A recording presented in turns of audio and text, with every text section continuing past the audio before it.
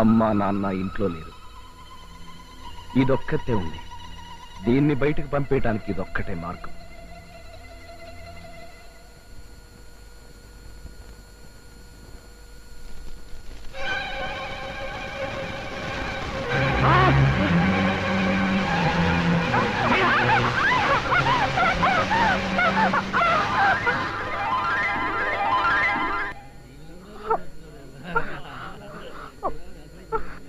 అమ్మో, ఇంతమంది జనం ఉన్నారు. ఏం జరిగిందో తొందరగా పదండి.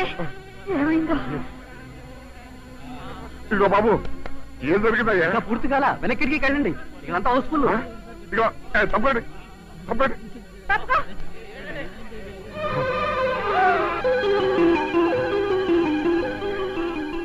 వెళ్ళండి వెళ్ళండి. ఏడే చూస్తారు హోటల్కి.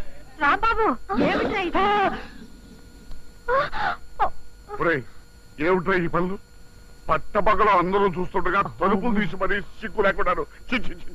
అది కాదు నాన్న, చీరకి నిప్పంటుకుంటేను కాపాడదాం కదా అని. వాడికి తెలియకపోతే నువ్వన్నా చెప్పొద్దమ్మా. ఎంత అవమానం మనకి. చెప్పానత్తయ్య, కానీ నాకు ఇలాగే బాగుంటుంది అన్నారు. అన్నాడా? పచ్చడి పడ్డట్టి నెత్తి పగలు కొడితే సరి. పైకి ఏమీ తెలియనట్టు వ్యథ నాటకాలను, లోపల మాత్రం ఇలాంటి వ్యథ టేస్తున్నాను.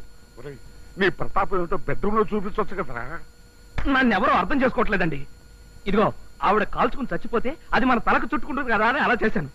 అసలు నాకు మనశ్శాంతి లేదు. మనశ్శాంతి ఎలా ఉంటుందా? ఉండదు. లక్షణంగా కాపురం చేసుకుంటే ఇలాంటి నాటకాలను ఆపేసి అప్పుడు మనశ్శాంతిగా ఉంటుంది. ఈ వీడియో మీకు నచ్చినట్లయితే లైక్ చేయండి, షేర్ చేయండి. ఇలాంటి మరిన్ని సరికొత్త సినిమా వీడియోల కోసం ఛానల్ ని సబ్స్క్రైబ్ చేయండి.